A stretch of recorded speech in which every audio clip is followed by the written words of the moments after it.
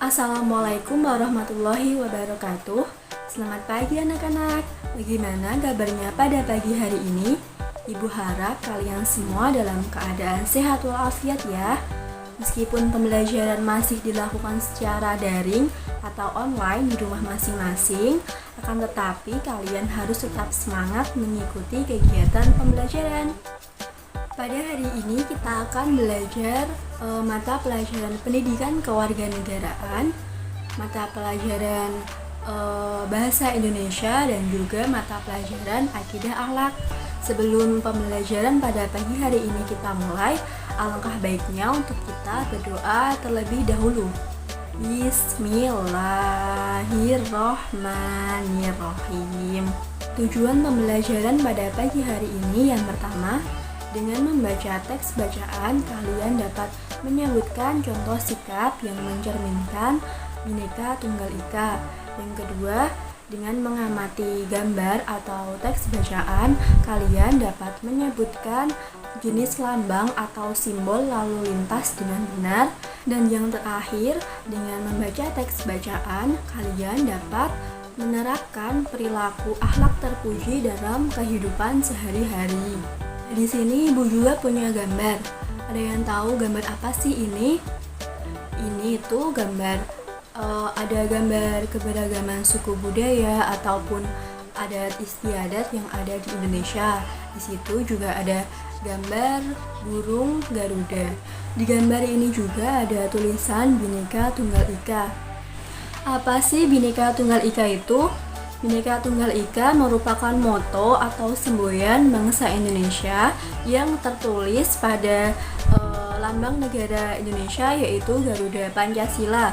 Bhinneka Tunggal Ika ini memiliki arti berbeda-beda tetapi tetap satu juga. Tetap satu juga ini artinya bersatu atau satu dalam persatuan dan kesatuan. Jadi meskipun kita berbeda suku budaya ataupun adat istiadat serta yang lain sebagainya, kita sebagai bangsa Indonesia tetap satu, tidak boleh membeda-bedakan dan harus saling menghormati satu sama lain. Seperti bunyi sila Pancasila kan ada, si Pancasila itu ada 5 bunyinya. Salah satunya persatuan Indonesia. Nah, kita sebagai warga Indonesia harus saling menghormati dan menjaga persatuan Indonesia. Kenapa? Agar tidak mudah terpecah belah oleh bangsa lain.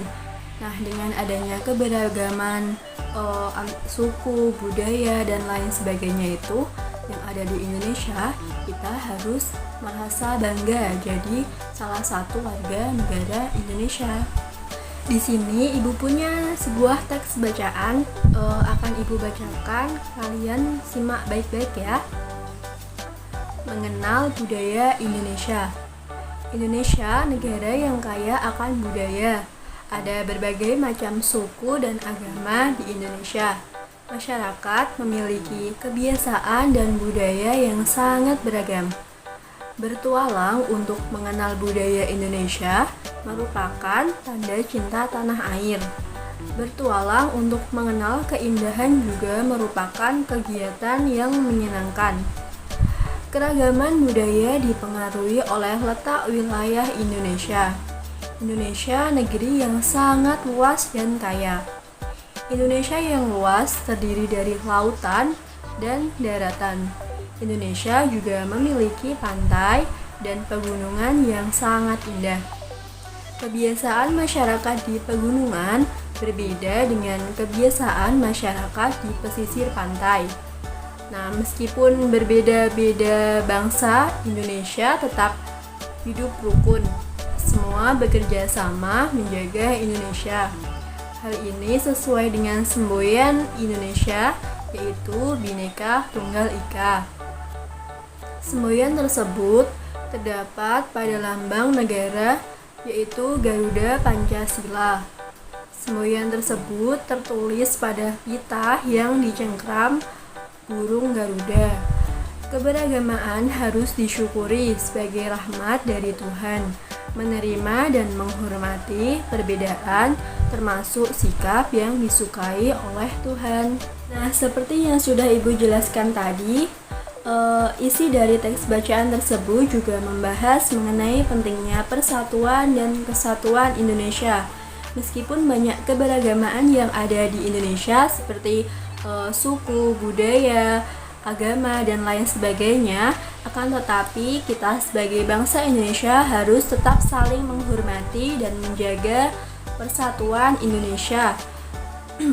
Kita juga harus mengingat semboyan bangsa Indonesia, yaitu Bhinneka Tunggal Ika, yang artinya berbeda-beda akan tetapi tetap satu jua, baik itu satu dalam persatuan dan juga bersatu dalam kesatuan. Di sini Ibu juga mempunyai contoh perilaku atau sikap yang mencerminkan Bhinneka Tunggal Ika. Bisa dilihat ya, itu ada gambar. Ibu bacakan terlebih dahulu. Yang pertama, Udin beragama Islam, Edo beragama Kristen Protestan. Udin dan Edo tetap rukun berteman. Udin dan Edo menerima dan menghormati perbedaan. Di bawahnya, Siti berasal dari suku Minang, Dayu berasal dari suku Bali. Siti dan Dayu tetap rukun bersama. Siti dan Dayu menerima dan menghormati perbedaan. Nah, yang terakhir ada Beni dan Lani. Beni dan Lani memiliki pendapat yang berbeda saat berdiskusi. Beni dan Lani tetap rukun berteman. Beni dan Lani menerima dan menghormati perbedaan. Nah, contoh perilaku tersebut bisa kita terapkan dalam kehidupan sehari-hari ya anak-anak. Seperti Udin dan Edo tadi yang berbeda agama, akan tetapi mereka tetap saling berteman dan saling menghormati. Ada juga Siti dan Dayu yang berbeda suku budaya, tetapi mereka juga tetap saling menghormati dan menghargai satu sama lain. Mereka juga tetap berteman dengan baik meskipun berbeda suku dan budaya. Selanjutnya juga ada Beni dan Lani yang memiliki pendapat yang berbeda, akan tetapi mereka juga tetap saling menghargai dan menghormati satu sama lain. Jadi, Bhinneka Tunggal Ika itu bisa diterapkan dalam kehidupan kita sehari-hari. Nah, sebelum lanjut ke materi selanjutnya, Ibu punya sebuah tugas untuk kalian. Kalian cari contoh perilaku atau sikap yang mencerminkan Bhinneka Tunggal Ika dalam kehidupan sehari-hari. Kemudian kalian catat atau kalian tulis di buku tulis. Nanti bisa kirimkan di WA Ibu ya. Selain memiliki keberagaman suku, budaya, agama, dan lain sebagainya, negara Indonesia juga terletak di wilayah yang sangat strategis. Negara Indonesia memiliki wilayah yang sangat banyak, ada pegunungan, ada laut, dan lain sebagainya. Nah, dengan banyaknya wilayah yang ada di Indonesia ini, kita sebagai masyarakat juga harus hati-hati jika sedang berpergian keluar rumah, terutama ketika sedang berada di jalan. Di sini Ibu juga memiliki sebuah teks bacaan ya anak-anak, akan Ibu bacakan terlebih dahulu. Silahkan disimak baik-baik. Ayah dan Ibu Siti berasal dari Sumatera Barat. Kampung halaman orang tua Siti berada di daerah pegunungan yang asri. Udara pegunungan sangat sejuk dan pemandangannya indah. Ada sungai, sawah, dan air terjun. Jalan di pegunungan berkelok-kelok dan menanjak. Pengemudi harus berhati-hati saat melintas jalan di pegunungan. Apalagi saat hujan turun, jalannya menjadi lebih licin. Rambu lalu lintas dipasang untuk menjaga keamanan pengendara. Dari teks bacaan tersebut, kita dapat mengetahui pentingnya rambu lalu lintas bagi pengendara jalan. Dari teks bacaan tersebut juga dapat kita ketahui jika kita sedang berpergian atau berada di jalan, kita harus selalu berhati-hati dan juga selalu mentaati rambu lalu lintas yang ada, karena rambu lalu lintas dipasang untuk mengingatkan kita sebagai pengguna jalan agar tetap menjaga keselamatan dan juga menjaga kita agar terhindar dari mara bahaya yang ada di jalan. Nah, di sini bukunya beberapa gambar atau contoh rambu lalu lintas yang sering kita jumpai di jalan. Bisa dilihat ya anak-anak, itu ada rambu lalu lintas apa aja. Itu yang pertama ada rambu lalu lintas lampu pengatur lalu lintas, bisa dilihat gambarnya ya. Terus ada rambu lalu lintas banyak lalu lintas sepeda, artinya arti rambu tersebut itu banyak pelintas sepeda di situ. Terus ada gambar penyeberangan jalan, penyeberangan pejalan kaki, itu gambarnya. Terus ada rambu lalu lintas tikungan atau belokan ke kanan, seperti itu gambarnya. Terus ada simbol jalan dua arah, terus ada simbol bundaran dengan prioritas, terus ada rambu lalu lintas jalan menanjak. Itu biasanya kita sering jumpai kalau kita sedang berada di jalan pegunungan. Terus ada juga rambu lalu lintas yang menunjukkan jalan licin dan rambu lalu lintas yang menunjukkan jalan yang cekung. Jadi berbagai macam simbol atau rambu lalu lintas tersebut wajib atau harus kita taati ketika kita sedang berada di jalan raya. Apa sih Bu pentingnya rambu lalu lintas? Rambu lalu lintas ini sangat penting anak-anak. Kenapa? Karena dengan rambu lalu lintas ini sangat banyak sekali manfaatnya bagi pengguna jalan. Salah satunya dengan rambu lalu lintas ini dapat bermanfaat bagi pengguna jalan, seperti memberi petunjuk kepada pengguna jalan agar mengetahui bentuk jalan, arah, dan perintah yang lainnya yang ada di jalan raya tersebut. Dan manfaat yang lain juga agar pengendara jalan ini terhindar dari kecelakaan atau mara bahaya lainnya. Jadi kita harus mematuhi atau mentaati rambu lalu lintas tersebut ketika kita melihatnya di jalan raya. Dengan mematuhi peraturan atau rambu lalu lintas tadi, kita sudah menunjukkan sikap yang mencerminkan akhlak terpuji. Kalian tahu nggak sih apa itu akhlak terpuji? Nah, akhlak terpuji merupakan akhlak yang baik atau sikap kita yang baik. Sikap kita atau sikap seseorang yang bisa dijadikan sebuah contoh atau yang dapat menginspirasi kita. Jadi akhlak terpuji itu sebuah perilaku atau sikap yang baik yang bisa dicontoh oleh orang lain. Perilaku yang menunjukkan akhlak terpuji ini sangat banyak sekali. Salah satunya sikap pantang menyerah, sikap pemberani, dan juga sikap saling tolong menolong kepada sesama. Yang pertama ada sikap pantang menyerah. Apa sih Bu itu sikap pantang menyerah? Jadi sikap pantang menyerah merupakan sikap yang tidak mudah putus asa. Kita dalam melakukan sesuatu itu tidak boleh cepat berputus asa. Jadi kita harus tetap semangat. Sikap seperti ini perlu untuk dimiliki setiap orang.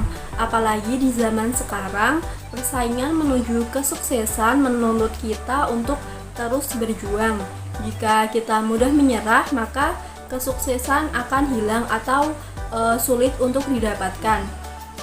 Untuk memiliki sikap pantang menyerah ini, kita harus membuka pikiran kita sendiri agar tetap semangat. Jadi jangan sampai kita berputus asa dalam menjalankan sesuatu. Kita harus tetap semangat dan juga pantang menyerah, gitu ya. Nah, selanjutnya yang kedua, sikap yang mencerminkan akhlak terpuji itu ada sikap pemberani. Apa sih Bu itu sikap pemberani? Jadi sikap pemberani ini merupakan salah satu sikap yang menunjukkan akhlak terpuji. Apa sih itu Bu pemberani? Pemberani adalah sikap yang bersedia bertanggung jawab dengan segala sesuatu yang sudah kita lakukan. Sikap pemberani ini diperlukan dalam hal kebaikan, seperti memperjuangkan hak, melaksanakan tugas dan kewajiban, memperjuangkan cita-cita, mempertahankan dan juga membela kebenaran. Jadi sikap pemberani ini perlu diterapkan dalam diri kita sendiri. Kita sebagai orang itu harus pemberani dalam hal yang kebaikan. Nah, akhlak terpuji selanjutnya itu ada sikap saling tolong menolong. Apa sih Bu itu tolong menolong? Jadi tolong menolong merupakan salah satu sikap terpuji yang artinya kita menolong kepada sesama, baik itu sesama manusia, sesama hewan, maksudnya itu sesama makhluk hidup. Kita harus saling menolong jika orang lain itu mendapatkan musibah atau sedang terkena musibah. Nah, kenapa sih kita harus saling tolong menolong?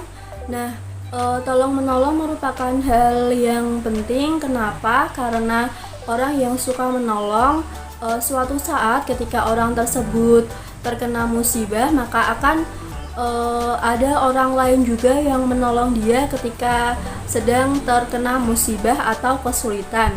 Jika kita mau memberikan bantuan kepada orang yang sedang terkena musibah atau kesusahan, maka suatu ketika atau suatu saat ketika kita sedang mengalami musibah atau kecelakaan atau yang lainnya itu, maka kita juga akan ditolong oleh orang lain. Seperti itu ya anak-anak. Sikap tolong menolong tadi, terus ada sikap pemberani dan juga sikap pantang menyerah, itu semua merupakan contoh sikap atau akhlak yang terpuji yang bisa kita terapkan dalam kehidupan sehari-hari kita. Jadi kita bisa mencontoh semua perilaku tersebut dan menerapkannya dalam kehidupan sehari-hari. Nah, semua materi udah Ibu sampaikan, semoga kalian bisa paham dengan apa yang sudah Ibu jelaskan tadi semuanya. Sebelum pembelajaran pada pagi hari ini kita tutup, Ibu akan sedikit mengulas kembali pembelajaran pada pagi hari ini. Yang pertama, tadi kita sudah belajar mengenai Bhinneka Tunggal Ika, pengertian apa itu Bhinneka Tunggal Ika. Terus kita juga udah belajar sikap atau perilaku yang mencerminkan Bhinneka Tunggal Ika. Tadi Bhinneka Tunggal Ika artinya berbeda-beda tetapi tetap satu, baik satu dalam persatuan dan juga satu dalam kesatuan. Nah, meskipun berbeda-beda suku, budaya, agama, dan lain sebagainya, kita sebagai bangsa Indonesia harus tetap saling menghormati dan menghargai perbedaan tersebut. Kita juga udah mempelajari mengenai rambu lalu lintas. Apa itu pentingnya rambu lalu lintas dan manfaatnya rambu lalu lintas tersebut bagi pengguna jalan. Jadi ketika kita sedang berada di luar rumah atau berada di jalan raya, kita harus selalu mentaati dan mematuhi ketika kita melihat di situ ada sebuah rambu lalu lintas. Rambu lalu lintas ini dibuat untuk mengingatkan kepada pengguna jalan agar tetap berhati-hati ketika sedang berkendara. Nah, selanjutnya tadi kita juga udah belajar mengenai akhlak terpuji. Apa itu akhlak terpuji? Sikap-sikap yang menunjukkan contoh perilaku akhlak terpuji. Jadi tadi akhlak terpuji merupakan sebuah sikap yang baik atau sikap yang bisa dicontoh oleh orang lain. Jadi kita sebagai manusia harus memiliki akhlak yang terpuji gitu. Nah, contoh sikapnya itu tadi ada seperti perilaku pantang menyerah, perilaku pemberani, dan juga perilaku saling tolong menolong.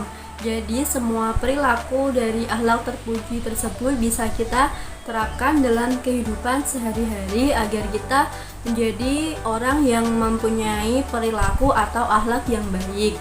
Gitu ya anak-anak. Nah, Ibu cukupkan pembelajaran pada pagi hari ini. Kurang lebihnya Ibu minta maaf apabila dalam menjelaskan Ibu kurang jelas atau yang lainnya. Sebelum Ibu tutup, alangkah baiknya untuk kita membaca hamdalah terlebih dahulu. Alhamdulillahirabbil alamin. Terima kasih. Wabillahi taufik wal hidayah. Wassalamualaikum warahmatullahi wabarakatuh.